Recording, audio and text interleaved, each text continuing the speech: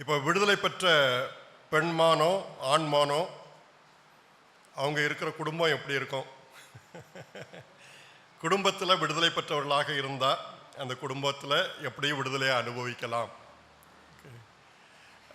நாங்கள் குடும்பமாக விசுவாசிகளாக இருக்கிறோம்னு சொல்கிறவங்க யாரில்? எங்கள் குடும்பத்தில் எல்லாருமே விசுவாசிகள். ஓகே, என்ன விசுவாசின்னு கேட்காதீங்க. இல்லை, மற்றவங்க வீட்டில் ரட்சிக்கப்படாதவங்களும் விசுவாசியம் இல்லாதவங்களும் இருக்கிறாங்க. ஓகே, சச்சமே ரட்சிக்கப்படாதவங்க கூட அட்ஜஸ்ட் பண்ணி போயிடலாம். சரி, பலவிதமான அனுபவங்கள் இருக்குது. ஆனால் இந்த விடுதலையை சூழ்நிலை எப்படி இருந்தாலும் விடுதலையை அனுபவிக்கலாம். பயபக்திக்குரியவர் என்னோட இருந்தால், அவரோட உறவில் இருந்தால் சூழ்நிலையை மேற்கொண்டு விடுதலை அனுபவிக்கலான்னு பார்த்தோம். அவ்வளோதான் பாயிண்ட்டு. 1.5 மணி நேரம் பேசினார என்ன பாயிண்ட்டு? அதுதான் பாயிண்ட்டு. இன்பமான வசனங்களை எப்படி வசனிப்பது? இன்பமான வசனங்கள்லாம் இருக்கணும். பிலிப்பியரில் ஒரு வசனம் இருக்குது. ஓகே, அது யோசாலே உள்ளவைகளோன்னு வரும். ஓகே, டிரான்ஸ்லேஷனில். ஓகே, அது இவைகளே சிந்தித்து கொண்டிருங்கள்னு சொல்லி முடியும். பிலிப்பியர் எத்தனாம் அதிகாரம்? 4:8. Very good, very good. Okay, நல்லா படிச்சிருக்கிறாரு. ஓகே, வாத்தியார் நல்லா சொல்லி கொடுத்துருக்கிறாரு. நல்லா படிக்கலன்னா உனக்கு எந்த வாத்தியார் சொல்லி கொடுத்தாருன்னு கேட்பாங்க. நல்லா படித்தான்னா அவன் நல்லா படிக்கிறான். சரி, குட்.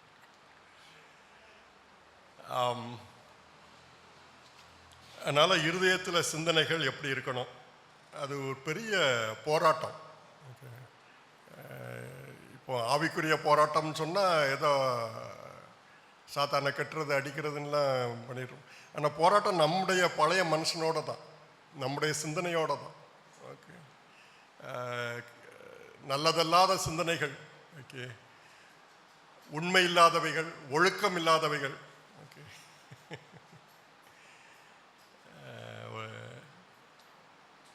இப்போ ஒரு பாஸ்டர் சொன்னது, ஓகே, நானும் சொல்கிறேன், நானும் பாஸ்டர், நம்ம மனசில் ஓடுற எல்லா சிந்தனைகளும் இருக்கிற சிந்தனை எல்லாம் என் ஒய்ஃபுக்கு தெரிஞ்சுன்னு வச்சுக்கணுங்களா, நீ மனுஷனாவே மதிக்க மாட்டான். நான் நினைக்கிற சிந்தனைகள்லாம் என் விசுவாசிகளுக்கு தெரிஞ்சதுன்னு வச்சுக்கிட்டுங்களா, இவனும் ஒரு மனுஷனா? நீங்களாம் எப்படி தெரியல, ரொம்ப பரிசுத்தவான்களாக இருக்கலாம். மனசில் அப்பப்போ வந்து போகுதுல்ல, உண்மை இல்லாதவைகள், ஒழுக்கம் இல்லாதவைகள், நீதி இல்லாதவைகள், கற்பில்லாதவைகள், அன்பில்லாதவைகள், நற்கீர்த்தி இல்லாதவைகள், புண்ணியம் இல்லாதவைகள், புகழ் இல்லாதவைகள். ஏதோ ஆண்டவர் நம்ம மனசில் இருக்கிறது நம்ம மனசுக்குள்ளே வச்சுக்கிட்டு இருக்கிற அவருக்கும் நமக்கு தான் தெரியும். அப்படிதானே? டிவியை பார்த்துட்டு பாஸ்டர் வாரான்னு தெரிஞ்சோன்னு ஆஃப் பண்ணிட்டு, ஐயா நான் ஜெபிச்சுக்கிட்டே இருந்தேன் ஐயா என்ன சொன்னால் பாஸ்டர் நம்பிக்கிட்ட தான் செய்வார். ஏன்னா ஆண்டவர் தெரியும், நமக்கு தெரியும். அதே மாதிரி தான் பாஸ்டர் மாறும். விசுவாசிகள் தான் அப்படி பண்ணுவாங்க. பாஸ்டர் அரசியல் பண்ணிகிட்டு இருப்பாங்க, ஆண்டவரை பற்றியே தான் பேசிக்கிட்டு இருந்தோம். ஆமாம் ஆமாம், ஆண்டவர் நீங்கள் பேசினெல்லாம் கேட்டால் உங்கள் மேலே காரி துப்பிக்கிட்டு இருப்பார். எல்லா பாஸ்டரும் அப்படின்னு சொல்லலை. ஓகே, அநேகமாக எப்படி 2 விசுவாசி சேர்ந்தா 3வது ஆளை பற்றி பேசுகிற மாதிரி 2 பாஸ்டர் மாதிரி சேர்ந்துட்டா ஆண்டவரை பற்றி பேச மாட்டாங்க, அடுத்த ஆளை பற்றி தான் பேச. அப்படி தான் இருக்குது. ஆனால் இன்பமான வசனங்களை வசனிக்கணும்னா இந்த அம்மாட்ட போவோம், இந்த ஐயாட்ட போவோம், கொஞ்சம் அவங்ககிட்ட பேசிட்டு வந்தால் நம்ம மனசு ஆறும், உற்சாகம் சொல்லணும். அதுதான் விடுதலை பெற்ற பெண்மானா இருக்கிறதுக்கு அடையாளம். அப்படிதானே? இவட்ட போனால் ஊருக்கதை கேட்டுட்டு வரலாம், நேரம் போகிறதே தெரியாது. ஓகே, ஓகே, அடுப்பில் குக்கரில் சாப்பாடு வச்சுருக்கிறேன், 2 விசில் வந்தோடனே ஆஃப் பண்ணிருங்க, நான் என்ன போயிட்டு வந்துடுறேன். அது 2 விசில்னா 20 விசில் வந்தாலும் வர மாட்டாங்க, திரும்பி வரும். ஏன்னா அங்கே சுவாரஸ்யமாக கதை நடக்கும். இன்பமான வசனங்களை பேசணும். ஓகே, அந்த 2 தீர்மானமும் இல்லைன்னா ஃபஸ்ட் செஷன் எல்லாம் வேஸ்ட்டு. என்னது? பயபக்திக்குரியவரால் விடுதலை பெறணும். என் இருதயம் இன்பமான காரியங்களால நிரம்பி நான் பேசுகிறது மற்றவங்களுக்கு பக்தி விருத்தி உண்டாக்கக்கூடிய நல்ல வார்த்தையாக இருக்கணும். இப்போ குடும்பத்தில் விடுதலை பெற்ற மனநிலை, குடும்ப வாழ்க்கையில் விடுதலையை அனுபவிக்கிறது. நானும் குடும்பஸ்தான். ஆண்களுக்கு எத்தனை வருஷங்கிறது கால்குலேட் பண்ணி தான் சொல்லணும். அப்படின்னா சாப்பாட்டில் எப்படி கட்டுப்பாடோடு இருக்கணும், நேரத்தில் எப்படி கட்டுப்பாடோடு இருக்கணும், உறவுகள் கூட எப்படி இருக்கணும், குடும்பத்தில் எப்படி இருக்கணும், ஏன்னா எல்லாம் பட்டு அனுபவிச்சு தானே. அதுக்கப்புறம் தானே, அதுக்கு முன்னாடிலாம் இப்போ குடும்பத்தை பற்றி ஒரு செமினார் எடுங்கன்னா செமினார் எடுத்துடலாம், 4 புக்கை பார்த்து செமினார் எடுத்துடலாம். உடனே இவர் குடும்பம் அப்படி தான் நடத்துகிறாரு போலன்னு நினச்சிடாதீங்க. ஆனால் குடும்பத்தில் எல்லாம் அப்படி அப்படி அடி வாங்கி உரசல் வாங்கி ஐயோ நான் கொஞ்சம் பேசாமல் முன்னு இருந்து அப்படி தான். அதுக்கப்புறம் இப்படி சொல்லியிருக்க கூடாதோ. சரி,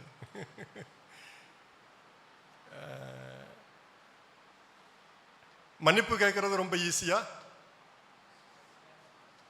ஈஸி. யார்கிட்ட? 3வது ஆள்கிட்ட. ரோட்டில் இதை போகிறவர்கிட்ட மிதிச்சிட்டோன்னா சாரி சொல்கிறது ரொம்ப ஈஸி. அப்படி தானே? ஈஸியா ஈஸி இல்லையா? அதே கஷ்டம்தான், ஆனாலும் ஈஸி. வீட்டில் சாரி சொல்கிறதுக்கு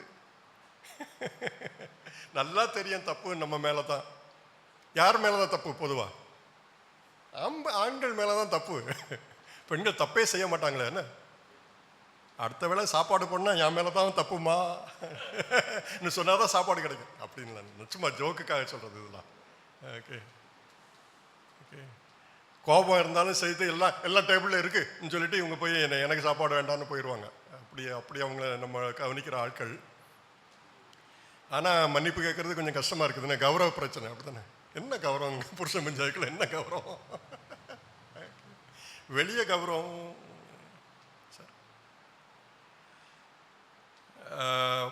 முந்தின பிரசங்கத்தில் நப்தலின்னு ஒரு ஆளை பற்றி பேசினேன். பைபிளில் நிறைய ஆம்பளைகளை பற்றி போட்டிருக்கா, பொம்பளைகளை பற்றி போட்டிருக்குதா? ஆண்களை பற்றி தான் போட்டிருக்குதுன்னு. அவங்க தான் திருந்த வேண்டியது நிறைய இருக்குது. அதனால ஆண்களை பற்றி போட்டிருக்குது. ஓகே. இந்த செய்தியில் நான் எல்லாம் பெண்களை பற்றி தான் எடுக்க போகிறேன். ஓகே. அதனால பெண்கள் தான் இப்படி இருக்கணும்னு இல்லை. ஓகே. ஆண்களும் இப்படி இருக்கணும். எப்படி ஆண்களை பற்றி சொல்கிறது பெண்களுக்கும் பொருந்துமோ அதுமாதிரி பெண்களுடைய வாழ்க்கையில் உள்ளதை ஓகே ஜோக்குக்கு சொல்லுவாங்க. ஓகே. இப்போ எனக்கே ஒரு ஃப்ரெண்ட் தெரியும். ஓகே. அவர் டாக்டர், பிஹெச்டி. ஓகே. தியாலஜியில். ஓகே. அவருடைய ஒய்ஃபும் doctor, MBBS doctor. Okay. So 2 பேருமே டாக்டர். ஓகே. எம்பிபிஎஸ் டாக்டரை என்ன சொல்லுவீங்க? அவங்க செய்கிற தொழில் என்ன பண்ணுறாங்கன்னு சொல்லுவீங்க? ப்ராக்டிஸ் பண்ணுறாங்கன்னு சொல்லுவீங்க. அப்படி தானே? ஓகே. இவர் ப்ரீச்சர். ஓகே. ஸோ 2 பேருக்குமே சர்நேம். இப்போ suppose doctor Samuel, doctor Mrs சாமுவேல்னு இருக்காங்கன்னா, டாக்டர் சாமுவேல் இருக்காங்களான்னு ஃபோன் பண்ணால் எந்த டாக்டரை கேட்குறீங்க? Preaching doctor or practising doctor? இதுக்கு புரியலையா? ஓகே. டாக்டர் வந்து ப்ராக்டிஸ் பண்ணுறாங்க. அப்படி தானே? Medical doctor. தியாலஜி டாக்டர் என்ன பண்ணுவாங்க? ப்ராக்டிஸ் பண்ண மாட்டாங்க. அப்படி தானே? சரி. இந்த குடும்பத்தில் விடுதலையை அனுபவித்த சில பெண்களை பற்றி, அவங்களுடைய சூழ்நிலையின் மத்தியிலும் விடுதலையை அனுபவித்த பெண்களை பற்றி பேச போகிறேன். எந்த பெண்கள்லாம் உங்களுக்கு ஞாபகத்தில் வராங்க? சொல்லுங்கள் பார்ப்போம். சொல்லுங்க, சும்மா கதை சொல்கிறேன்.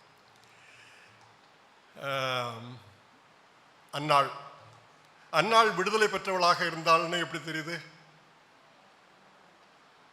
சொல்லுங்க சொல்லுங்க.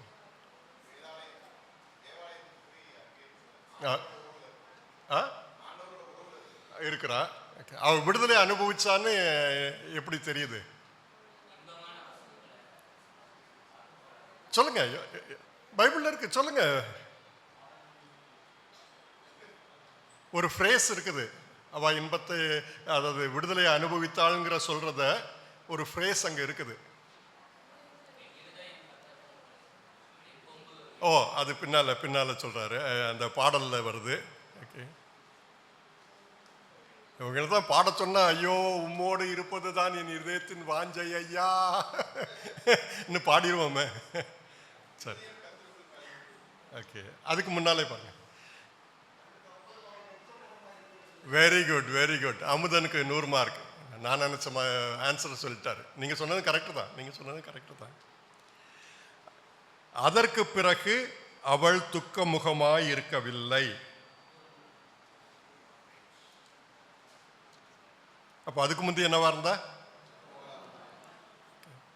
எது விடுதலையின் அனுபவம்? துக்கம் இல்லாம இருக்கிறதா, துக்கம் முகம் இல்லாம இருக்கிறதா? சரி, இவ துக்கத்துக்கு என்ன காரணம்? ஒரு அருமையான சக்களத்தி. அங்கே ஒரு அக்கா தங்கச்சியை பற்றி பார்த்தோம், அப்படி தானே? லேயாள் ரேச்சல் அவங்க வீடு எப்படி இருந்ததுன்னு கலகலப்பாக இருந்தது, அப்படி தானே? சில சமயம் யார் மேலே உள்ள நான் ஒரு ஊரில் ஒரு ரோட்டில் போயிட்டு இருக்கும்போது ஒரு லேடி பத்திரகாளி மாதிரி, பத்திரகாளியை பார்த்துருக்கீங்களா? இல்லை, பார்க்கல. அந்த லேடியை தான் பார்த்தேன். பையனை அடின்னு அடிக்கிறான், அடின்னா பயங்கரமாக அடிக்கிறான். அவன் கையெடுத்து கும்பிட்டுட்டு, அம்மா நான் இனிமே போக மாட்டோமா, அவள் வீட்டுக்கு போவியா, அவள் கொடுத்த வாங்கி சாப்பிடுவியான்னு சொல்லி அடின்னு அடிக்கிறான். இதுலேருந்து உங்களுக்கு என்ன தெரியுது? என்ன தெரியுது? ஏதோ இவங்களுக்கு பிடிக்காத வீட்டுக்கு இவன் போயிட்டான், அந்த வீட்டில் வாங்கி சாப்பிட்டுட்டான், அடிக்கிறாங்க. யார் மேல கோபத்தில் இவன் அடிக்கிறாங்க? பாவம் இந்த பையன், சின்ன பிள்ளை, இவங்க கூட ஃப்ரெண்டாக இருந்தவங்க தான், இவங்க வீட்டுக்கு போய் வந்தவன் தான். ஓகே, அவங்களே எப்படி தெரியும்? அம்மா கூட ஃப்ரெண்டு அப்படி தான் தெரியும். ஃப்ரெண்டோ அல்லது சக்கரத்தையோ தெரியாது, அது தெரியாது. ஆனால் இவனை அடின்னு அடிக்கிறாங்க. நப்தலி எப்படி அடி வாங்கினான்னு தெரியல. சரி, பழைய கதைக்கு போக வேண்டாம். இங்கே ஒரு சக்கரத்தி சண்டை. ஓகே, எதனால்? பைபிள் எல்லாத்தையும் சொல்லியிருக்குது. குழந்தை இல்லை, அவளுக்கு குழந்தை. ஓகே,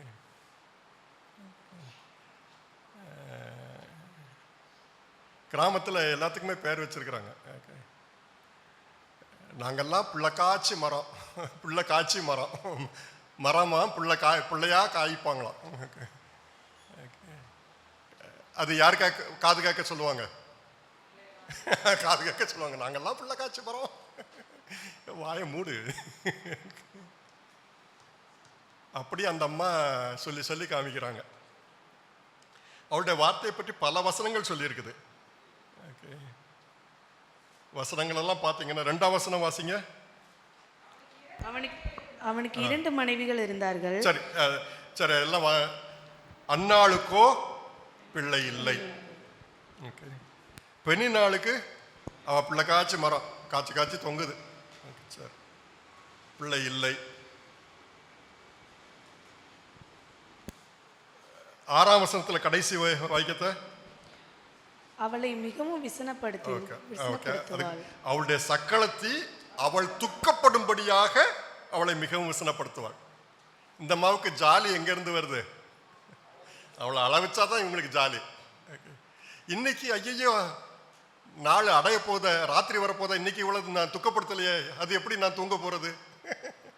ஏதாவது ஒன்று சொல்லி இவளை அள வைக்கணுமே. ரொம்ப மோசமான புத்தி. என்ன யாருக்கு? நம்ம எல்லார்ட்டையும் இருக்கு, நம்ம எல்லார்ட்டையும் இருக்கு இல்லையோ? அடுத்தவங்க கஷ்டத்தை பார்த்து சந்தோஷப்படுற நம்மகிட்ட கிடையாது. என்ன, நம்மெல்லாம் எத்தனை வருஷமா சர்ச்சுக்கு வரோம். அதுதான் கிறிஸ்தவ அனுபவம். பழைய மனுஷனை 4 நாளாக கொல்லணும். ஆமாம்மா, ரட்சிக்கப்பட்ட புதுசில் நான் பழைய மனுஷனெல்லாம் ரொம்ப கொன்று தான் வச்சுருந்தேன். இப்போ ரொம்ப திடகாத்திரமாக ரொம்ப ஆரோக்கியமாக இருக்கிறான். வருஷம் ஆயிடுச்சு இல்லை? என்ன, அவள் சாப்பிடாம, அடுத்த வசனம் 7ஆம் வசனத்தில், இவள் அவளை மனமடிவாக்குவாள். அவளுக்கு லைஃப் மிஷன். ஓகே, உங்க லைஃப் கோல் என்ன? பெண்ணினாள்கிட்ட அவளை மனமடிவாக்கணும். அவ சந்தோஷமா இருக்கக்கூடாது. அதுதான் என்னுடைய வாழ்க்கையின் லட்சியம். ஓகே, அப்பொழுது அவள் சாப்பிடாமல் அழுது கொண்டிருப்பாள்.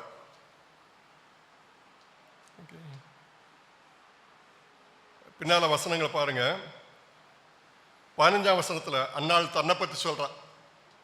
யாக்கோபு தன்னை பற்றி சொன்னதை கேட்டான்ல, இங்க அன்னாள் தன்னை பற்றி சொல்றான்.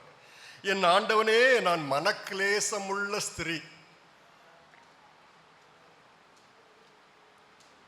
16ஆவது வசனத்துல, மிகுதியான விசாரத்தினாலும் கிளேசத்தினாலும் நேரம் மட்டும். ஓகே, நம்ம என்ன புலம்பிக்கிட்டு இருந்தேன்னு சொல்லுவோம். நமக்கு மனக்லேசம், விசாரம், வேற என்ன வசனம் போட்டிருக்குது? மனக்லேசம், விசாரம், மனமடிவு,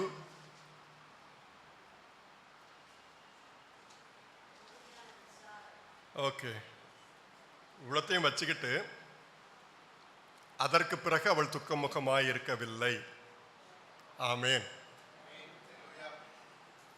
ஆண்டவர் பெண்ணினாளை மாற்றிவிட்டாள். என்ன பெண்ணினா மாறிட்டாளோ? உடனே இவளுக்கு பிள்ளை பிறந்துட்டோ? ஆனா இவ விடுதலை அனுபவிச்சா. பெண்ணினால் அதுக்கப்புறம் சொல்லிக்கிட்டே தான் பார்க்க இவ அழ மாட்டேங்கிறான். முந்திலாம் இந்த வார்த்தை சொன்னா உடனே கண்ணீர் அழுதுட்டு போய் வீட்டுக்குள்ள போய் டபக்குன்னு கதவை, மற்ற நேரத்தில் கதவை சத்துறது வித்தியாசமா இருக்கும். இந்த நேரத்தில் கதவை சாத்துறாங்கன்னு 4 வீட்டுக்கு தெரியும். அப்படிதானே? வீட்டில் சண்டை நடக்குதுன்னு எப்படி தெரியும்னா, சும்மா ஒரு டிவி கேட்குற இப்போ டிவிலாம் தேவையில்லைன்னு ஆளுக்கு ஒரு மொபைல், ஒவ்வொருத்தரும் ஒவ்வொரு ரூம்ல இருந்து மொபைல்.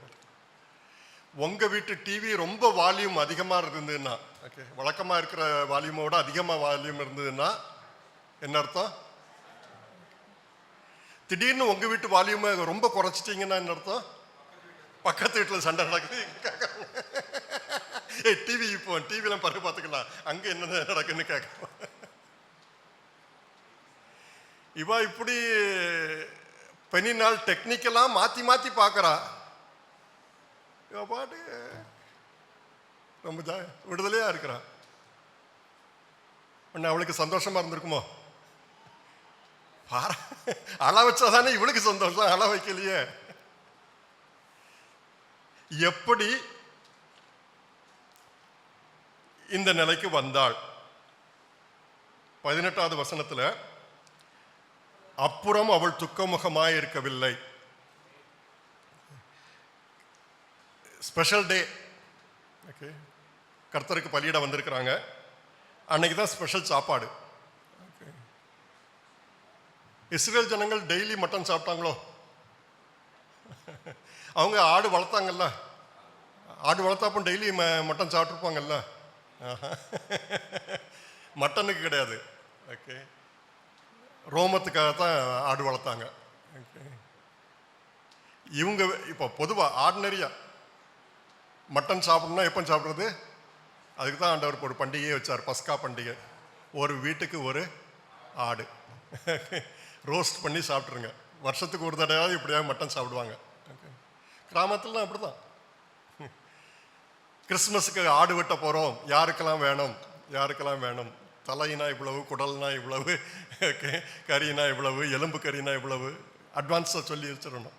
ஓகே, அப்போ தான் ஆட்டுக்கறி பார்த்தது.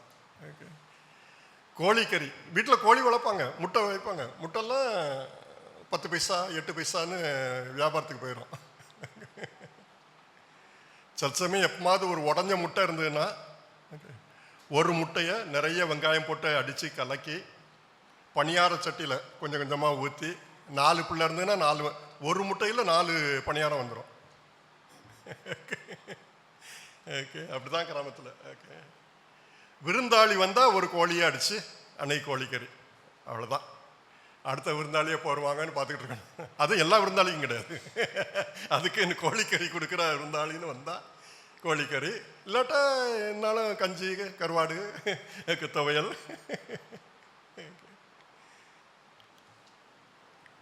அதனால இவங்களுக்கு பலி செலுத்தினா, அதுவும் சமாதான பலி செலுத்தினா, மற்ற பலி சர்வாங்க தகன பலி முழுமையாக எரிச்சிருவாங்க. சமாதான பலியில் கொழுப்பும் சில பகுதிகளை மட்டும் எரிச்சிட்டு அதில் பெஸ்ட் பீஸு ஆசாரியனுக்கு கொடுத்துட்டு மீதியே இவங்க சமையல் செய்து சாப்பிடணும். ஸோ சமாதான பலி செலுத்தினா தான் இவங்களுக்கு மட்டன், இல்லாட்டா பாசோவரில் மட்டன். ஓகே, மற்றபடி மட்டன் கிடையாது. பணக்கார வீடுகளில் டெய்லி மட்டன் சாப்பிடுவாங்களா இருக்கலாம், ஆனால் சாதாரணமாக 90% ஆட்கள் மட்டன் சாப்பிட மாட்டாங்க. இங்கே பண்டிகை நாள் பலி செலுத்தி ஒருவேளை அங்கே மட்டன் சாப்பாடு இருக்குது, அவளை சாப்பிட மனது இல்லாமல் அழுதுகிட்டு இருக்கா. இந்த அம்மா கொண்டாடி, நீ சாப்பிடு, நீ சாப்பிடு, நீ நான் பெத்த பிள்ளை, நீ சாப்பிடு, நான் இத்தனை பிள்ளை பெற்றிருக்கேன், நான் சாப்பிடலாம் அப்படி சொல்லிக்கிட்டே சாப்பிட்ருப்பான். அப்படிதானே? பெண்ணினால் போய் பார்த்தான்னு தெரியும். என்ன நம்ம ஊரில் தான் நிறைய பெண்ணினாட்கள் இருக்காங்களே, என்ன அதனால அந்த பெண்ணினாலும் அப்படி தான் இருந்திருப்பா. ஹஸ்பண்ட் வந்து ஏய் உனக்கு 10 பிள்ளைக்கு நான் சமம் இல்லையா, ஏன் சாப்பிடு. அருமையான ஹஸ்பண்ட் என்ன, அப்படி ஒரு ஹஸ்பண்ட் கிடைக்க கொடுத்து வச்சிருக்கணும். நமக்கெல்லாம் அப்படி கொடுத்து வச்சிருக்கோம். கொடுத்து வச்சிருந்தா கிடைச்சிருக்கோம். நீங்கள் கொடுத்து வச்சது அவ்வளோதான். உங்களெல்லாம் குறை சொல்ல, எவ்வளோ தங்கமானவங்கெல்லாம். சரி, 8வது வசனத்தில் அவள் புருஷனாகிய எல்கானா அவளை பார்த்து, அன்னாளே ஏன் அழுகிறாய், ஏன் சாப்பிடாதிருக்கிறாய். என் ஹஸ்பண்ட் என்கிட்ட ஒரு நாளும் இப்படி கேட்டது இல்லையா. எனக்கு சாப்பாடை போடு, நீ போட்டுட்டு ஏப்ப விட்டுட்டு போவார், நீ சாப்பிட்டியான்னு கேட்டதில்லை. 10 வருஷத்துக்கு முந்தைய கேட்டார். இப்போ அந்த மனுஷன் தானா? சரி, 10 குமாரரை பார்க்கல நான் உனக்கு அதிகம் அல்லவா என்றான். 8வது வசனத்தை மட்டும் வாசிட்டு சாப்பிட்டாளா இல்லையா? 9வது வசனத்தை வாசிங்க. அவர்கள் புசித்து குடித்த பின்பு அந்நாள் எழுந்திருந்தால் ஆசாரணையாக ஏலி கர்த்தருடைய ஆலயத்தின் ஜெபம் பண்ண போறா. சாப்பிட்டு போனாலா சாப்பிடாம போனாலா? அவர்கள் புசித்து குடித்து கொண்டிருக்கிறார்கள். என்ன சாப்பாடு, புசிப்பும் குடிப்பும். போய் ஜெபம் பண்ண போயிட்டா.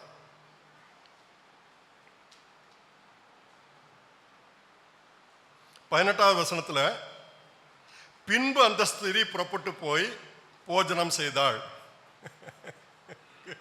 அவங்கெல்லாம் சாப்பிட்டு முடிச்சுட்டு பானையில் எதுவும் இருந்ததோ என்ன தெரியல. அதற்கு பிறகு போய் போஜனம் செய்தாள். அப்புறம் அவள் துக்கமுகமாக இருக்கவில்லை. அதுக்கப்புறம் தான் சாப்பிட்றான்.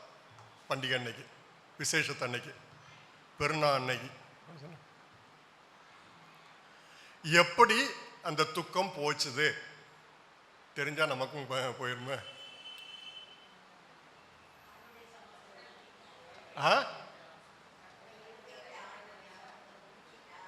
ஊற்றி விட்டாள். ஓகே,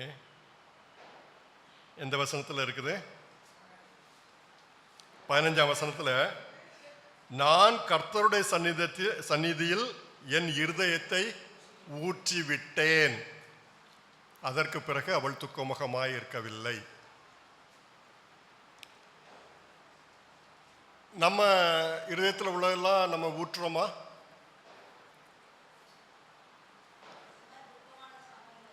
ஊத்திடுவோமா? அதுக்கப்புறம் துக்கமாக இருக்கிறது இல்லையோ? ஊற்றி விட்டோம்னா துக்கமுகமாக இருக்க தேவையில்லை. துக்கமுகத்தோட வாரோம், ஜெபம் பண்ணுறோம், ஆனால் துக்கமுகத்தோட போகிறோம். ஏனால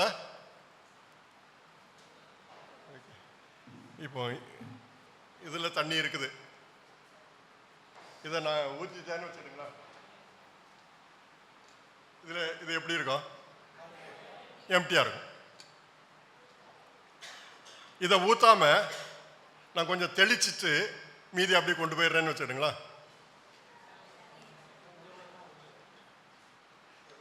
ஊத்துறதுக்கு ஆப்போசிட் என்னன்னா ஊத்தாம இருக்கிறதுன்னு நம்ம நினைப்போம். ஊத்துறதுக்கு ஆப்போசிட் என்னது? தெளிக்கிறது.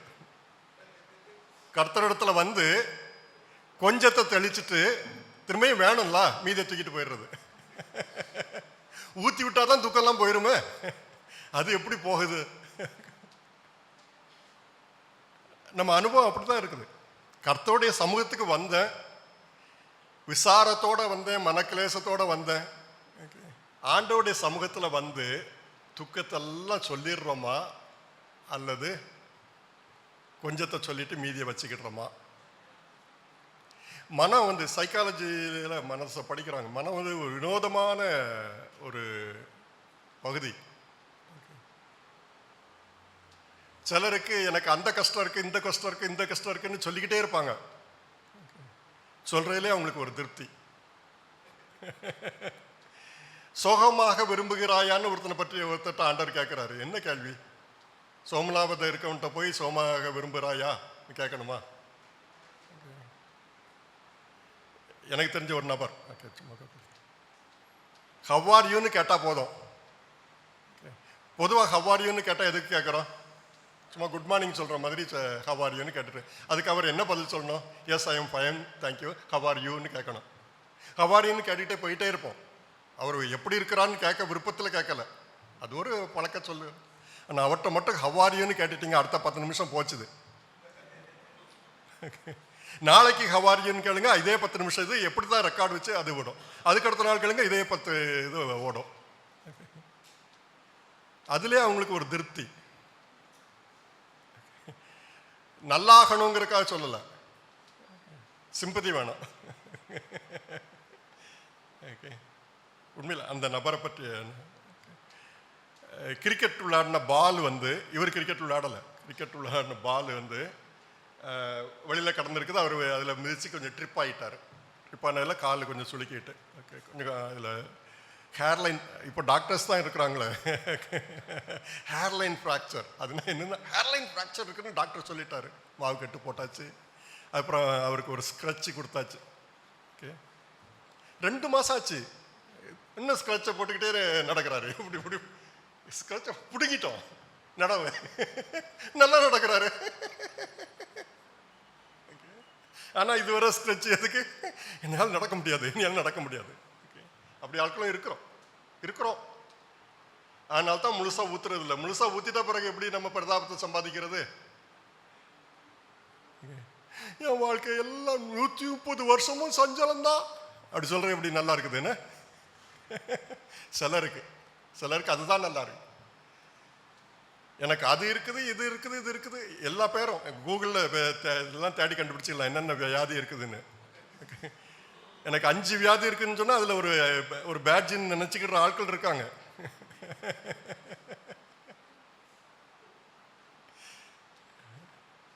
யாராவது ஒருத்தர் எனக்கு என்ன வலி இருக்கு, அண்ணா வலி இருக்கு, அதுக்கு சிம்டம் என்னன்னு சொல்லிட்டாரு, அடுத்த நாள் இவங்களுக்கு அந்த சிம்டம் வந்துடும். எனக்கும் இப்படி இருக்குது, எனக்கும் ஒருவேளை அதுதானோ. உங்களை பற்றி சொல்ல, என்னை பற்றியே சொல்றேன். 1 மாசமா எனக்கு ஷர்ட் போடுறதெல்லாம் கொஞ்சம் கஷ்டமா இருக்குது. கையை இதுக்கு மேலே தூக்குனா தோல் வலிக்குது. ஏதோ தூங்குனது எப்படியா இருக்கும் போல நினச்சி 1 மாசத்துக்கு மேலே. அப்புறம் ஒருத்தர் எனக்கு ஃப்ரோசன் ஷோல்டர் இருக்குதுன்னு சொல்லிட்டாரு. இப்பவும் வலி இருக்குது, இந்த கையை தூக்க முடியல, தூக்கின வலிக்குது. எனக்கும் ஃப்ரோசன் ஷோல்டர் தானோ இருக்கலாமா? இருக்கான், ஃப்ரோசன் ஷோல்டரா இருக்கலாம். ஆனா எனக்கு ஃப்ரோசன் ஷோல்டர்னு என்ன எப்போ வந்தது? அதுவரை இதே வலி தான். இந்த சட்டையை போட்டுட்டு திரும்ப தூக்கி போடுறது கஷ்டமா தான் இருக்கும்.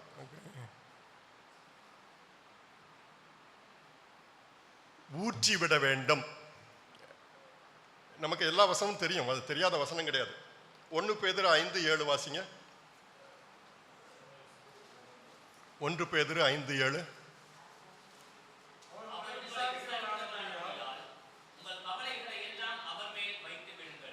4 பேர் சேர்ந்து வாசிக்கணும். ஒரு ஆள் வாசிக்கிறாருன்னு அடுத்தவங்க விட்டுறக்கூடாது. உங்களுக்கு என்ன வாசிக்க தெரியாதா என்ன? அவங்களுக்கு மட்டும்தான் வாசிக்க தெரியுமா? சேர்ந்து வாசிங்க. எல்லாரும் சேர்ந்து வாசித்தாலே நல்லா தான் இருக்கும். கர்த்தருடைய சந்நிதியில் நம்ம போவோம், மூத்திரக்கிட தெளிச்சுக்கிட்டு வந்துடுவோம். மற்ற எல்லாத்தையும் ஊற்றிக்கிட்டே இருப்போம், அப்படிதானே? என்ன லாபம்? அப்படியா பாவம், சொச்சோ அப்படி பண்ணுறாளா, இப்படி பண்ணுறாளா. அங்கே வாய் சொல்லிக்கிட்டே இருக்கான், உனக்கு வேணும், உள்ளத்தில் உனக்கு வேணும், இது இன்னும் உனக்கு இதோட போதாது, இன்னும் திருந்தணும். ஆனால் வெளியே அப்படியா பாவம். ஏன் சிரிக்கிறீங்க? உள்ளதான் சொல்றனோ. அப்படி ஆட்கள் இருக்காங்களோ? எங்க இந்த சவருக்கு வெளியே இருக்காங்களா, உள்ளேயும் இருக்காங்களா? அதுதான் ரொம்ப பாயிண்ட்டுக்குள்ள வாரீங்களா? இந்த ஷர்ட்டுக்கு வெளியே இருக்காங்களா, ஷர்ட்டுக்குள்ளேயும் இருக்காங்களா? இல்லையா? உங்க மனசு தங்க மனசு. அவர் உங்களை விசாரிக்கிறவானபடியால். ஆமா முடிச்சாச்சு, மூடிடுவோம். நில்லுங்க. அவர் யாரு? விசாரிக்கிறேன்னா எப்படி இருக்கீங்கன்னு கேட்கிற விசாரிப்பா? இந்த விசாரிப்பு உங்களை குறித்து அக்கறை உள்ளவர். அவர் உங்களை ஆமா தான், எல்லாரும் தான் விசாரிக்காங்க. என் ஒய்ஃபை பற்றி அம்மா இப்படி இருக்காங்கன்னு ஒரு சிலர் கேட்டீங்க. அங்கே போனால் எனக்கு யார் யார் கேட்டாங்கன்னு ஞாபகம் வராது. ஓகே, உங்களை பற்றி நிறைய பேர் கேட்டாங்க. யாரெல்லாம் கேட்டாங்க? யாரோ 2-3 பேர் கேட்டாங்க. ஆம்பளையால் அப்படித்தான். உங்களாட்ட கேளுங்க, உங்களை நாள் விசாரித்தாங்க. அவங்க என்ன சேலை கட்டியிருந்தாங்கங்கிறதையும் சொல்லுவாங்க. உங்களை பற்றி விசாரித்தவங்க இன்னும் சேலை கட்டியிருந்தாங்க. ஆமாம், ஆம்பளையும் சேலை கட்டிருக்கா பார்க்கத்தான் செய்கிறோம். அது என்ன கலர்னு பார்த்துக்கிட்டா இருக்க போகிறோம். இதான் என்ன. ஆனால் பெண்களை ஆண்டவர் அப்படி படைச்சிருக்கிறாரு. Okay, good. ஓகே, போன வருஷம் அந்த ஊருக்கு போகும்போது இந்த சேலையை கட்டினேன், இந்த வருஷம் இந்த சேலையை கட்ட மாட்டேன். எப்போ போன வருஷம் கட்டினது எப்படி இப்போ ஞாபகம் வச்சுருக்கீங்க? ஆமாம், ஞாபகம். அவங்களுக்கு பிரெயினில் அதுக்குன்னு ஒரு கம்பார்ட்மெண்ட் இருக்குது.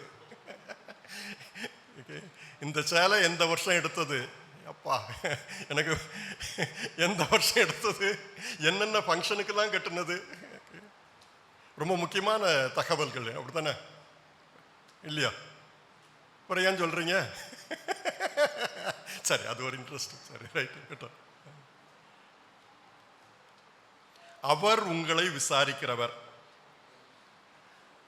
ஆனபடியினால் கவலைகளை எல்லாத்தையும் போட்ட பிறகு அப்புறம் என்ன பண்றது? எம்டியெல்லாம் இருக்கும், புதுசெல்லாம் கண்டுபிடிக்கணும். அவர் விசாரிக்கிறவர், அந்த நம்பிக்கை இருக்குதா? அப்படியா? அப்ப நீங்க துக்குமுகமா இருக்க மாட்டீங்க. பிறகு சொல்லுங்க. சாயங்காலம் முன்னு வருவாரு. சரி, அவங்கள பத்தி சொல்லல, பொதுவா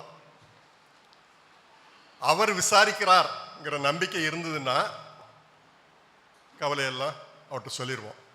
அந்த நம்பிக்கை இல்லை, வாய் தான் சொல்லுது. அவர் பாவம், அவர் யார் பாரத்தெல்லாம் விசாரிப்பாரு? ஊரில் உள்ள பாரத்தெல்லாம் சுமக்கிறாரு. நம்மவும் அவர் மேலே லோடா கூட்டணுமா? நம்ம பாரத்தை நாமே சுமப்போம். அப்படி சொல்ல மாட்டோம், ஆனால் அப்படி தான் பிஹேவ் பண்ணுறோம். அப்படி தானே? அது பாவம், ஆண்டவர் மேலே நம்ம பாவப்படுறோம்.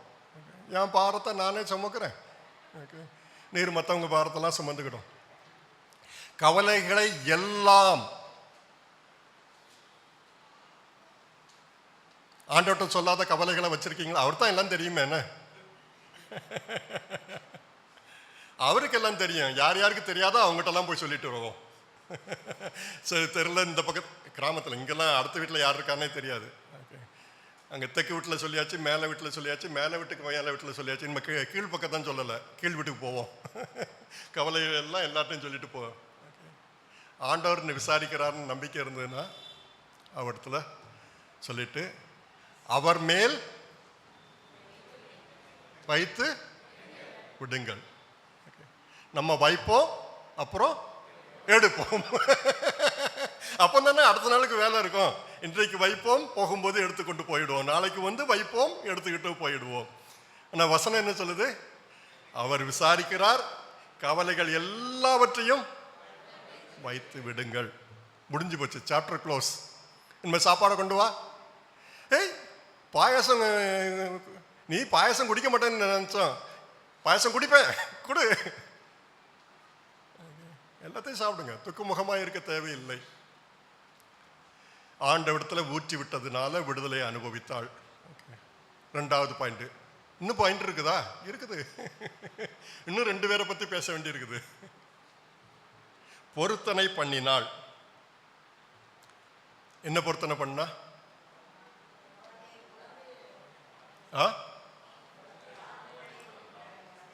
அதான், ஆண்டவரே எனக்கு ஒரு ஆண் பிள்ளை தாரோம், அந்த பிள்ளைய என்ன செய்ய போறேன்? நான் தூக்கி சம்மந்திக்கிட்டேன், நானே வச்சுக்கிடுவேன் அப்படின்னா துக்கமுகம்தான் வரும். நீர் எனக்கு தாரம் ஆண்டவரை, அதை உமக்கு தந்துடுறேன். எனக்கு கவலை எல்லாம், எனக்கு ஒரு குழந்தை தரணும், நானே வச்சுக்கணும்னு இல்லை, உமக்கு தந்துடுறேன் ஆண்டவர், அந்த குழந்தை உமக்கு தான். அப்படி பொருத்தனை பண்ணியிருக்கோமா? தெரிஞ்சு தெரியாமல் பண்ணிடக்கூடாது. ஆண்டருக்கு வேணா ஒரு 500 ரூபா காணிக்க, ஒரு வேணா கூட ஒரு சைவரை போட்டு 5000 ரூபா காணிக்க கொடுத்துடலாம். என் பிள்ளைய ஆண்டவர் கொடுக்கறதா? பிறகு என் பிள்ளைய வச்சு என்ன பண்ண போறீங்க? இப்படி பொருத்தனை பண்ணியாச்சுது. இப்போ பிள்ளை கொடுக்கலன்னா யாருக்கு நஷ்டம்?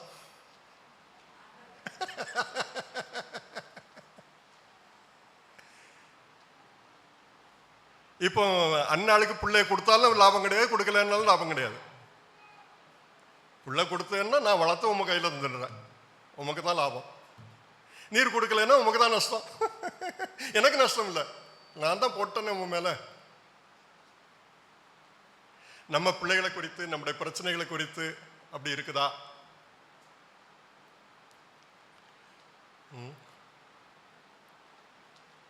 எல்லார் வீட்லையும் பிரச்சனைகள் இருக்கத்தான் செய்யுது, அப்படித்தானே? இருக்குது தானே? அவருக்கு என்ன குறை, எப்படி இருந்தார், இப்படி இருந்தார், இப்படி இருந்தாருன்னு சொல்லுவாங்க. என்ன குறை அவருக்கு தான் தெரியும், அப்படித்தானே?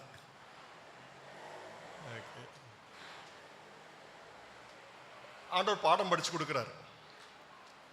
நம்ம பிள்ளைகளை வச்சு, நம்முடைய வாழ்க்கை அனுபவங்களை வச்சு பாடம் கற்று கொடுக்குறார்.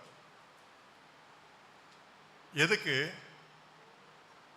நாம விடுதலை பெற்றவர்களாக இருக்க வேண்டும். நமக்குள்ள எங்க கட்டுகள் இருக்குங்கிறத அவர் காமிக்கிறார். நல்ல 2 பிள்ளைகளை கொடுத்தாரு. 2 பிள்ளைகளை நல்லா படிக்க வச்சாங்க, நல்லா படிச்சாங்க, நல்லா வேலை பார்க்குறாங்க. பையனுக்கு கல்யாணம் ஆகி பேர குழந்தையும் இருக்குது. யாக்கோபு 4ஆம் அதிகாரம் ஒரு வசனம், 3ஆம் வசனம் வாசிப்பீங்களா? நம்மளும் ஜபிக்கத்தானே செய்கிறோம், அப்படிதானே? எதுக்கு ஜபிக்கிறோம்?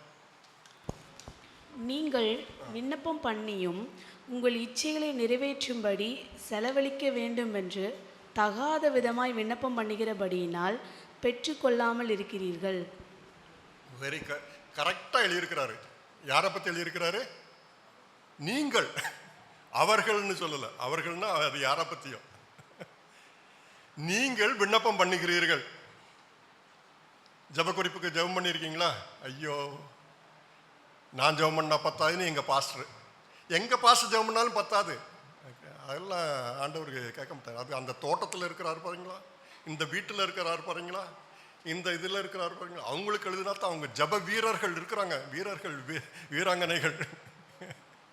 அவங்க 24 மணி நேரம் ஜபித்து கொண்டிருப்பார்கள். எங்கள் பாஸ்டர்லாம் 24 மணி நேரமாக ஜபிப்பார். அவர் பார்த்தா ரோட்டில் சுற்றுறாரு, அங்கே சுற்றுறாரு, இங்கே. உங்களை அப்படி நம்ப வச்சிருக்கிறாங்க. அவங்க 24 மணி நேரம் ஜெபம் பண்ணிக்கிட்டு இருக்காங்கன்னு சொல்லி. அங்கெல்லாம் எழுதி இன்னும் துக்கம் போக மாட்டேதுங்க. ஏன்னா கவலையை விசாரிக்கிறவட்ட வைக்கல. அப்புறம் இப்போ அந்நாளுக்கு குழந்தை பிறந்துடுச்சு. ஒரு பிள்ளை தான் கேட்டான். அப்புறம் இவன் ஆசீர்வதிக்கிறான் இந்த பிள்ளைக்கு பதிலா. ஓகே, 20வது வசனம். இவன் ஒரு ஆண் பிள்ளை தான் கேட்டான். ஏலி 20வது வசனத்தில் என்ன ஆசீர்வதிக்கிறான்? நீ ஒப்பு கொடுத்துட்ட இந்த பிள்ளைய, அதனால உனக்கு இன்னொரு பிள்ளை கிடைக்கும். அவன் ஒன்று தான் சொல்கிறான், அப்படித்தானே? இவன் ஒன்று தான் கேட்டா, அந்த ஒன்றை கொடுத்துட்டான். இப்போ அவள் பிள்ளை இல்லாமல் இருக்கிறா, பிள்ளைகிட்ட கேட்குறா, ஆண்டவட்ட கொடுத்தாச்சு. இப்போ இவ பிள்ளை உள்ளவளா இருக்கிறாளா, பிள்ளை இல்லாதவளா இருக்கிறாளா? இல்லாதவா. அந்த மனநிலைக்கு வந்துடணும். ஆண்டவரே, எனக்கு விசாரமாக தான் இருக்குது, மனக்லேசமாக தான் இருக்குது, நான் நீர் விசாரிக்கிறவர், உங்கள்கிட்ட எல்லாத்தையும் சொல்லிட்டேன், ஊற்றிட்டேன். இனிமே அது நீர் கொடுத்தாலும் சரி, கொடுக்குறாலும் சரி. என்னது அது? எப்படி கொடுத்தாலும் சரி கொடுப்பாரு, கொடுக்காட்டாலும் சரின்னு எப்படி வர்றது? அப்படி வரலையா? அப்போ இன்னும் 2 வருஷம் காத்துரு. இல்லை கொடுத்தா நல்லா இருக்கும். இன்னும் கொடுக்காட்டாலும் சரின்னு நிலைக்கு வரலையா? இன்னும் 2 வருஷம் காத்துரு. நான் சொல்றது புரியுதா? ரோமர் 8ஆம் அதிகாரத்தில் என்ன சொல்லி இருக்குது? சகலமும் நன்மைக்கு ஏதுவாக நடக்கிறது. கல்யாணம் கரெக்டாக டைம் நடந்து, கல்யாணம் நடந்து உடனே பேரப்பிள்ளை பிறந்து, பேத்தி பிறந்து, அவள் ஸ்கூலுக்கு போய் அது நன்மைக்கு ஏதுவாக நடக்குது, அப்படிதானே? கல்யாணமே ஆகாமல் இருக்கிறது நன்மைக்கு எதுவாக நடக்குதா? கல்யாணம் ஆகி பிள்ளையே பிறக்காமல் இருக்கிறது நன்மைக்கு எதுவாக நடக்குதா? முழு வசந்தையும் வாசிக்கல, அதனால யோசனையா இருக்குது. என்ன நன்மை? அவருடைய குமாரனுக்கு சாயலுக்கு ஒப்பாக மாறுவது. அவருடைய குமாரனுடைய சாயலுக்கு ஒப்பாக மாறுவதற்கு எல்லாம் நன்மை. அவர் சாயலுக்கு ஒப்பா மாறலைன்னா கல்யாணம் கரெக்டாக நடந்து பிள்ளை பிறந்து எல்லாம் இருந்தாலும் அவர் நினைச்ச நன்மை உங்களுக்கு நடக்கலை. நீங்கள் நன்மை நடந்துட்டுன்னு நினைக்கிறீங்க. நல்லதுதான், அது நன்மை இல்லை தீமைன்னு சொல்ல வரல. ஆனால் ஆண்டவர் நினைச்ச நன்மை இன்னும் நடக்கலை.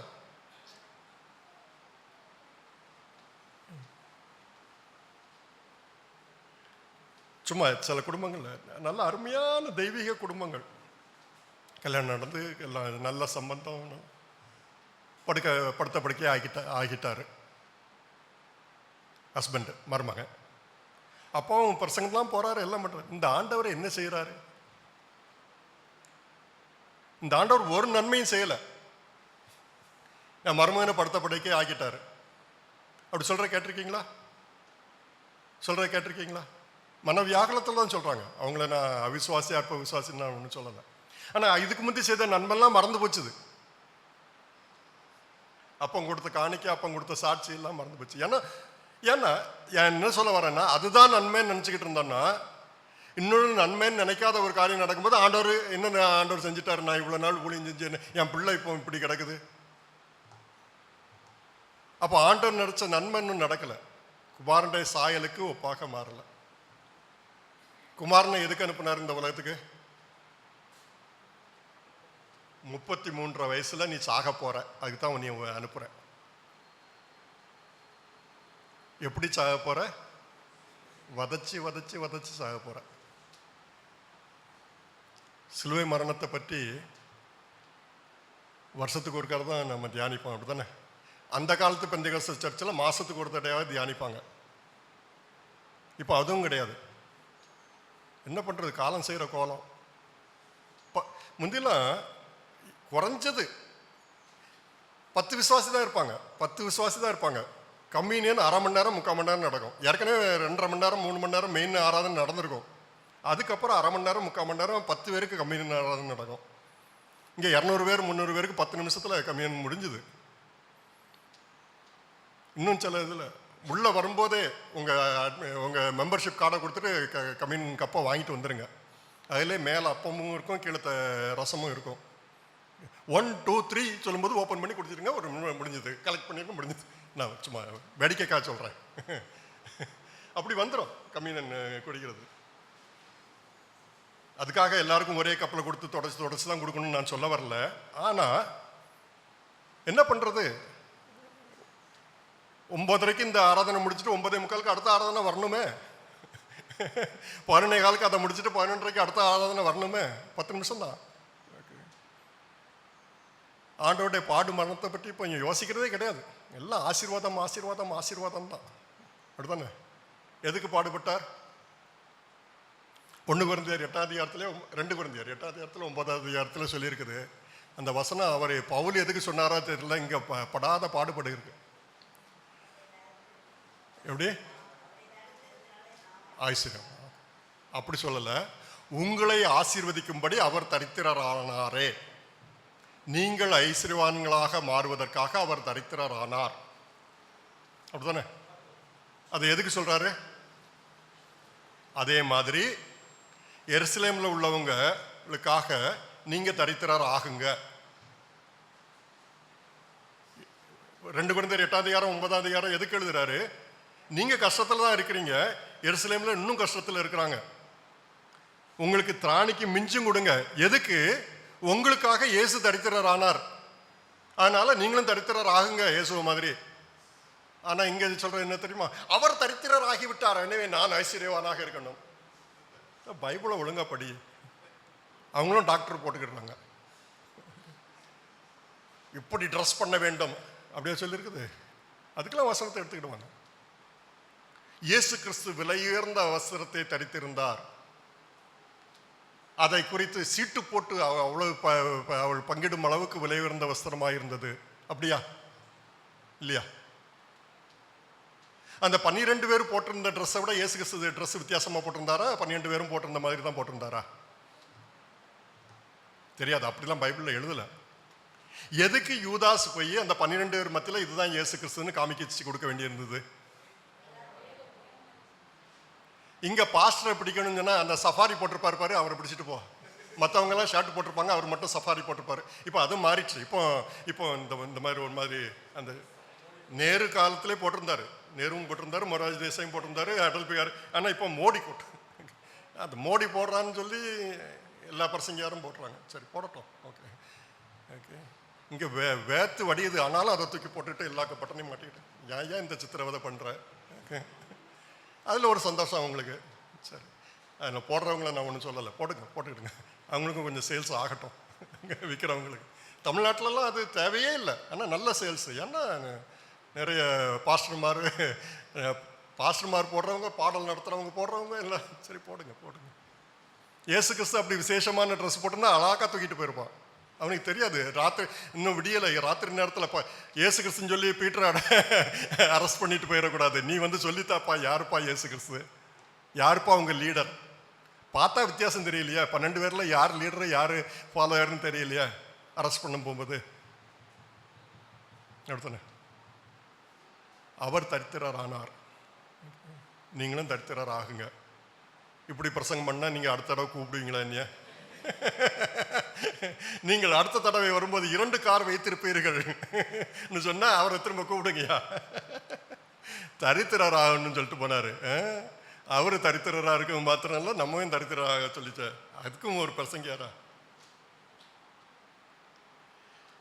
நீர் தந்தாலும் சரி, தந்தா உமக்கு தான்யா, தரலன்னு நான் உண்மை மாதிரி மாறணும்.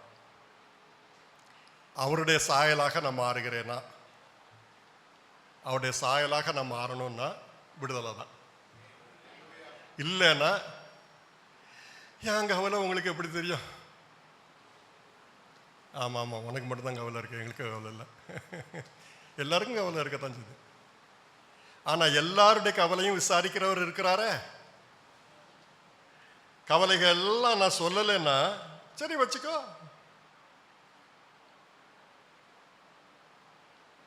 ஒரு பிள்ளைய தாரோம், அந்த பிள்ளைய உம்மட்ட கொடுத்துட்டு நான் பிள்ளை இல்லாதவளாவே இருந்துடுறேன். 2 ராஜாக்கள்ல இன்னொரு பெண்ணை பற்றி சொல்லியிருக்குது. 2 ராஜாக்கள் 4ஆம் அதிகாரம் 8 முதல் 14 வச்சுக்கிடுங்க. அவளுக்கு அவ பேரை கூட போடல, அவ ஊர் பேரை வச்சு தான் சொல்றாங்க. சுனேமியாள். சுனேமூர்ல அவ ஒருத்தி தான் பொம்பளை இல்லை, நிறைய கிராமங்களில் பேர் வைக்கிறதெல்லாம் அப்படி தான் இருக்கும். இன்ன ஊர்லேருந்து இந்த ஊருக்கு கல்யாணமாகி வந்திருப்பாங்க. இவங்க ஊர் இந்த ஊர் தான், இப்போ கல்யாணமாகி வந்த ஊர் தான் ஊர். ஆனால் சொல்கிறது பிறந்த ஊர், அந்த ஊருக்காரி. அது மாதிரி சுனேமியாள், அவருடைய பேரே சுனேமியாள் தான். அழகா ஊழியக்காரங்களை கவனிக்கிறான். வீட்டுக்காரர்கிட்ட சொல்கிறாரு, அடிக்கடி ஒரு தேவ மனுஷன் வந்துட்டு போகிறாரு, நம்ம வீட்டில் சாப்பிட்டுட்டு கொடுக்குற பாயில் படுத்துட்டு போகிறாரு. இவருக்குன்னு நம்ம மெத்தையில் மாடியில் ஒரு ரூமு கட்டுவோம், அந்த ரூமில் ஒரு கட்டில் போடுவோம், ஒரு மேஜை வைப்போம், ஒரு விளக்கு வைப்போம். அம்மா சில பெண்களுக்கு ரொம்ப நம்பிக்கை வந்துடுச்சுன்னா, ஐயோ கண்மூடித்தனமாக இவர் கொஞ்சம் பிரேக் போட வேண்டியிருக்கும். அம்மா ரொம்ப சும்மா கண்ணை மூடிட்டு போகாதம்மா, எல்லா ஆட்களும் அப்படித்தான் இருப்பாங்கம்மா, உங்களுக்கு தெரியாது. ஐயோ, ஆனால் இவர் ஏதோ நல்ல ஆள் தான். எல்லாத்தையும் இப்போ அனுபவிச்சுட்டு அவர் கேட்குறார், உனக்கு நான் ஏதாவது ஃபேவர் பண்ணணுமா? ராஜாட்ட ரெக்கமெண்டேஷன் பண்ணாலும் சரி, கேப்டன்கிட்ட இது பண்ணாலும் சரி, நான் ரெடி. என்ன செய்யணும் சொல்லுன்னு கேட்குறார். அவன் என்ன சொல்ற? எனக்கு என்ன குறை? ஒரு குறையும் கிடையாது. அப்படி ஃபாதர் ஒரு பாட்டு எழுதி வச்சிருந்தான்னா அதை பாடிடுவோம். அப்படி வேதநாயக சாஸ்திரியா எழுதி வச்சிருந்தா பாடிடுவோம். எனக்கு ஒரு குறையும் கிடையாது. வாய் தானே பாடுது, இருதயத்திலேருந்து பாடலையே. ஆனால் அப்புறம் என் குறைய எங்கே போய் சொல்ல போகிறேன்? அதற்கு அவள், என் ஜனத்தின் நடுவே நான் சுகமாய் குடியிருக்கிறேன். அடுத்த வீட்டில் போய் கேளுங்க. பெண்ணினாள் இவா வீட்டில் இல்லை, பக்கத்து வீட்டில் இருக்கிறா. இவ நான் சுகமா என் ஜனங்கள் மத்தியிலே நான் சுகமாய் குடியிருக்கிறேன்னு சொல்றா. ஊர்ல உள்ளவங்க அப்படியா நினைச்சுக்கிட்டு இருக்காங்க? கேஎஸ்க்கு தெரியுது, வந்து போற அசிஸ்டண்ட்டுக்கு தெரியுது. என்னது அடுத்த வசனம்? அவளுக்கும் பிள்ளை இல்லை, ஹஸ்பண்டுக்கும். அடுத்த வசனத்தை போடுங்க. பிள்ளை இல்லை, புருஷனும் பெரிய வயசு உள்ளவன். வயது சென்றவன். ஓகே. கருத்தரிப்பு மையத்துக்கு போனாலும் பிரயோஜனம் இல்லை. இப்போ அப்படி தானே, ஹாஸ்பிட்டல், ஓகே, அது போக கருத்தரிப்பு மையங்கள், ஓகே, கேள்விப்பட்டதே கிடையாது சில வருஷங்களுக்கு முந்தி. இப்போ பெரிய பெரிய பேனர்லாம் வைக்கிறாங்க. பிள்ளை இல்லையா, கவலை வேண்டாம், சொத்து இருக்குதுல்ல, அது போதும், அதை எங்களுக்கு கொடுத்துருங்க, உங்களுக்கு பிள்ளை கிடைக்கதா கிடைக்கலையா, எங்களுக்கு காசு வந்துடும். அதுக்கு இன்னும் மாடலெல்லாம் பிடிச்சி போட்டோ போட்டு, ஐயோ. இவ யார்? இந்த சுனேமியாள், விடுதலை பெற்றவள். புதிய ஏற்பாட்டுக்கு வருவோம். புதிய ஏற்பாட்டில் விடுதலை பெற்ற ஒரு பெண். பழைய ஏற்பாட்டில் யாரு? அன்னாள்னு சொல்லிட்டாங்க. புதிய ஏற்பாட்டில் ஒரு பெண்ணை பற்றி சொல்ல போகிறேன், விடுதலை பெற்றவளை பற்றி. சொல்லிருங்க பார்ப்போம். சொல்லிட்டா நான் பிரசங்கத்தை அப்படியே முடிச்சிடுறேன் யாருன்னு. ஆ, ஓகே, சொல்லுங்க. என்ன மரியாள்? எந்த மரியாள் சொல்றீங்க? மதலேனா மரியாளா, யோசேப்பின் மனைவி?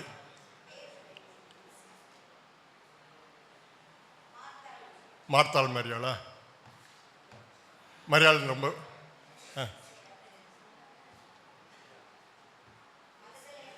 மகதலேனா மரியாள். வேற? பெரும்பாலுள்ள ஸ்திரீ. அவன் குடும்பத்தை பற்றி சொல்லியிருக்குதோ? சரி சரி. ஆ, லீதியாள், தொற்காள், பிரிசில்லா, ஃபெபேயாள். ஓகே, வேற என்னது? ஓகே, அடுத்த பாயிண்ட்ல பேசலாம். ரெண்டு ஊழியக்காரிங்க இருந்தாங்களே பிலிப்பி சபையில். பிலிப்பி சபையில் ரெண்டு பெண்கள், சிந்திக்கையாளுக்கும், ஓகே, ரெண்டு ஊழியக்காரிங்க. அவங்க சண்டையை தீர்த்து வைக்கிறதுக்கு ஒரு லெட்டரில் எழுத வேண்டியிருக்குது. ரெண்டு ஊழியக்காரங்க எனக்காக கழுத்தை கொடுத்தவங்க, ஆனால் அவங்க எலியும் பூனையுமா இருக்காங்க, கொஞ்சம் சமாதானம் பண்ணி வைப்பா. சிந்திக்கையாளுக்கும் யோடியாஸ் அண்ட் சிந்திக்கை. ஓகே, சரி சரி. மரியாள்னு சொன்னாங்க, பெத்தானியில் உள்ள. ஆனால் அவளுடைய அக்காவை பற்றி சொல்ல போகிறேன். லூக்கா 10ஆம் அதிகாரம் 40ஆம் வசனம். லூக்கா 10ஆம் அதிகாரம் 40ஆம் வசனம்.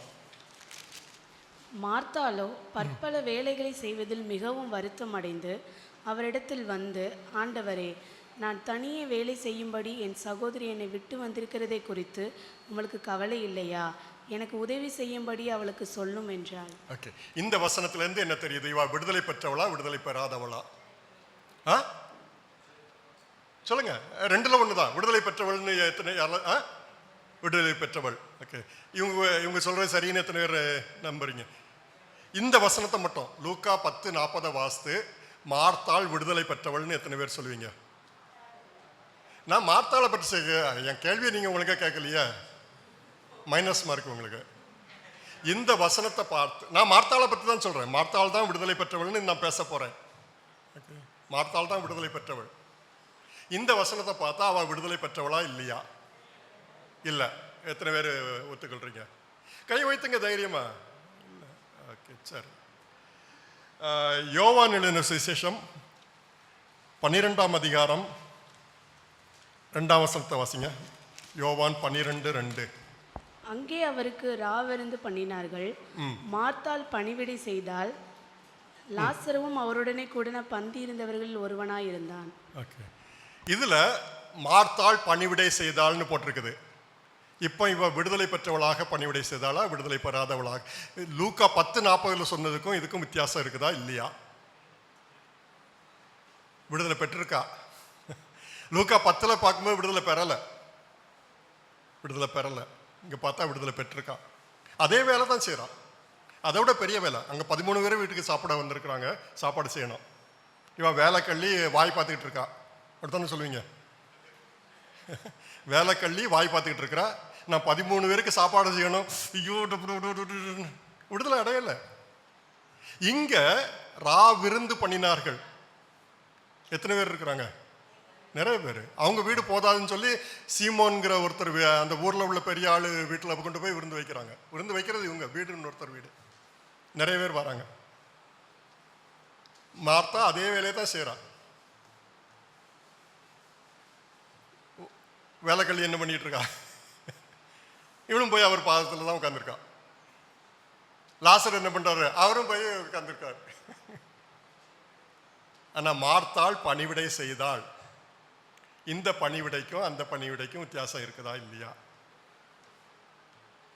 இருக்குன்னு சொல்றவங்க எல்லாம் கை வச்சுங்க.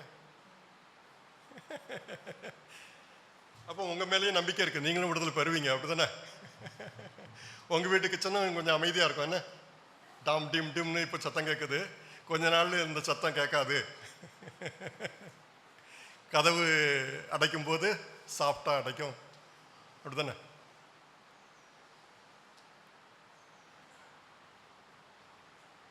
என்ன நடந்துச்சு சொல்லிட்டீங்கன்னா முடிஞ்சது பிரசங்கம்.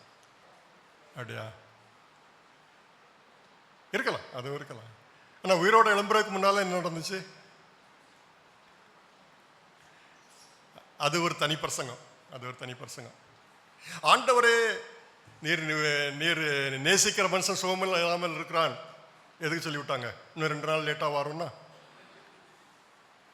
ரிசர்வேஷன் கிடைக்கல, அப்படித்தானே?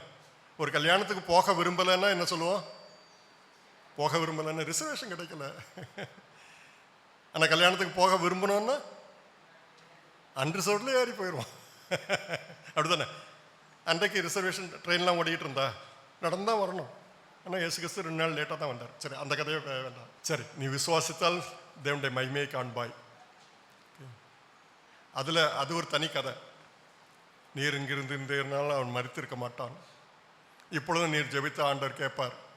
தேவையானது எதுன்னு தெரியாதது லூக்கா 10:40. தேவையானது எதுன்னு தெரிஞ்ச பிறகு யோவான் 12:2. தேவையானது என்னது? 2 இடத்துலையும் சமையல் தான் செய்துக்கிட்டு இருந்தா. ஆனா அங்க அந்த வேலைக்கள்ளி வாய் பார்த்துக்கிட்டு இருக்கா. போய் சண்டை போட்டது யார்கிட்ட? உங்களுக்கு கொஞ்சமாக கவலை இருக்கா? அப்படித்தானே கேட்டா? லூக்கா 10:40 போடுங்க. உமக்கு கவலை இல்லையா? அவ தான் வேலைக்கள்ளி, அவ அப்படிதான் இருப்பா. உமக்காவது போய் உங்க அக்கா வேலை செஞ்சுக்கிட்டு இருக்காளே, நீயும் போய் வேலை செய்யுன்னு சொல்லக்கூடாதா? உங்களுக்காக தானே சமைக்கிறேன், அதானே அர்த்தம். அப்படி யோசிக்கல இல்ல, அப்படி யோசிக்க மாட்டான் நாமெல்லாம். சரி, ஆனா ஆண்டவன் சொல்ல, மார்த்தாளே மார்த்தாளே. வேற 2 தடவை சொன்னோம்னா என்ன அர்த்தம்? இம்பார்ட்டன்ட். மேல அக்கறையோட தான் சொல்றோமா? தேவையானது ஒன்றே. என்னது தேவை? பிரசங்கம் கேட்டுக்கிட்டு இருக்கிறது தேவை, சாப்பாடு தேவையில்லை. எனவே நான் 3 மணி வரை இப்பொழுது பேசுகிறேன், அப்படியா? தேவையானது ஒன்றேன்னா பிரசங்கம் கேட்கறது தான் தேவையானது, அடுப்பு வேலை செய்யறது தேவையில்லாததுன்னா அப்படி அர்த்தம்? அதில் தேவையானது ஒன்றேன்னு சொல்றது என்னது? சொல்லிட்டீங்கன்னா நான் இறங்கிடுறேன். எப்படி இல்லாம சார், நீங்க அப்படித்தான் சொல்லுவீங்க, நீங்க இறங்க மாட்டீங்க. அப்படியா? அப்போ யோவான் 12:2 போய் பாதத்திலே உட்காந்துருந்தா? ஆமா.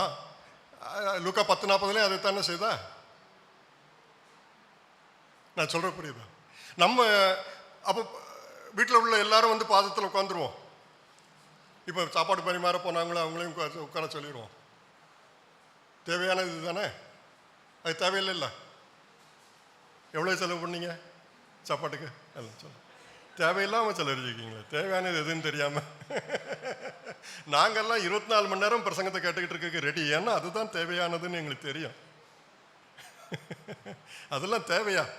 கொண்டு போய் எங்கேயா அநாத ஆசிரமம் கொடுங்க, அதெல்லாம் தேவையில்லாது. அப்படித்தானே? அப்படித்தானே சொல்றீங்க? அது தேவையில்லாது தானே?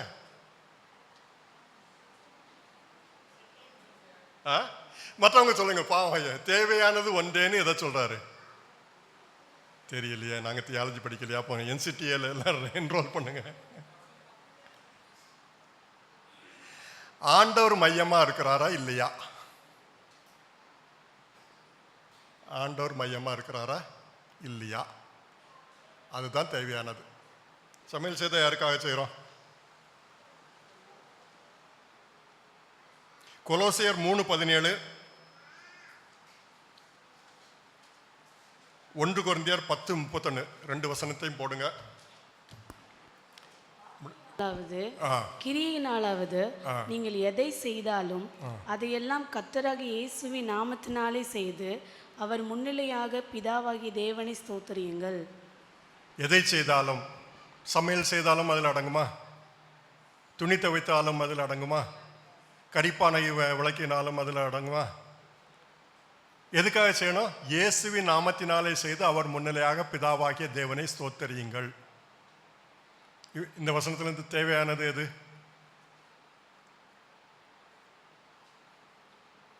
தேவையில்லாத சமையலை செய்துக்கிட்டு இருந்தாளா? இல்லை.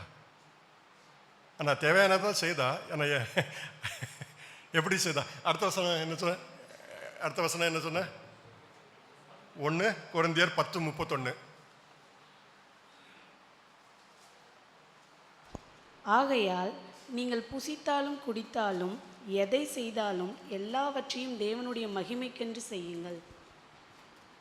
சரி, லூக்கா 10:40 அவ செய்ததுக்கும் யோவான் 12:2 அவ செய்ததுக்கும் உள்ள வித்தியாசம் என்ன? உங்கள் குடும்பத்தில் நீங்கள் விடுதலை அனுபவிக்க வேணும்னா என்ன செய்யணும்? எதை செய்தாலும் இயேசு கிறிஸ்து நாமத்தினால பிதாவை ஸ்தோத்தரித்து செய்தா தேவையானது. பிரசங்க இப்போ சில்ட்ரன்ஸ் கேம்ப் நடத்துறீங்க அல்லது இது கேம்ப் நடத்துறீங்க, சாப்பாடு அரேஞ்ச்மெண்ட்லாம் செய்யாமல் அவங்க தேவையானதை செய்கிறாங்களா தேவையில்லாத செய்கிறாங்களா? ஆனால் எதுக்காக செய்கிறாங்க?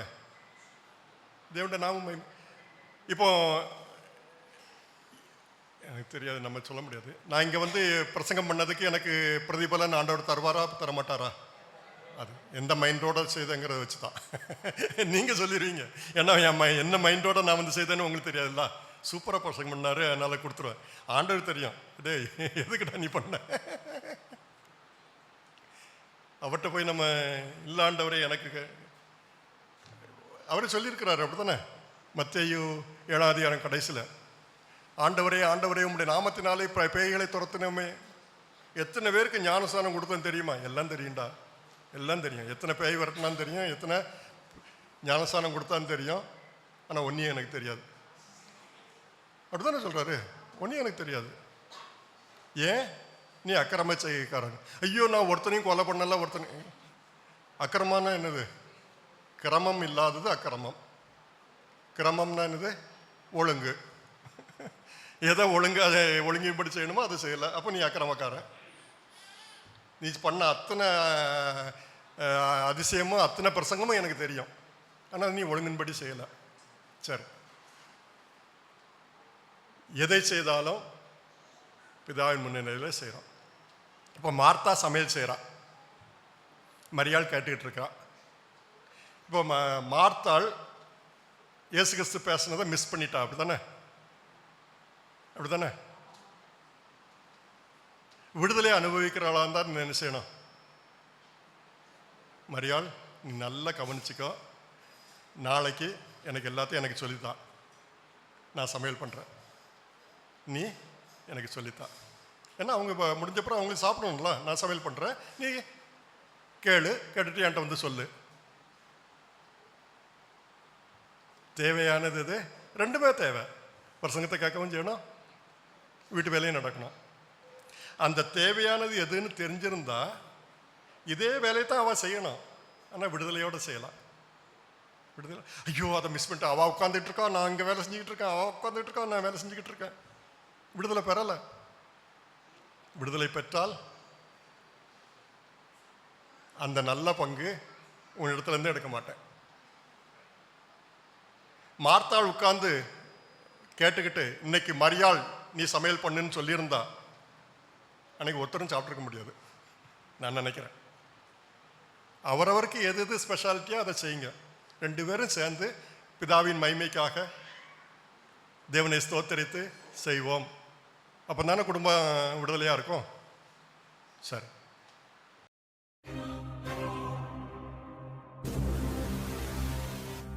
உலக தமிழ் கிறிஸ்தவர்களுக்காக முழு வேதாகமத்தையும் தெளிவாக சரியாக கற்றுக்கொள்ள ஓர் அரிய வாய்ப்பு. அகில உலக கிறிஸ்தவர்களுக்கான தொலைதூர ஓர்கல்வி திட்டம்.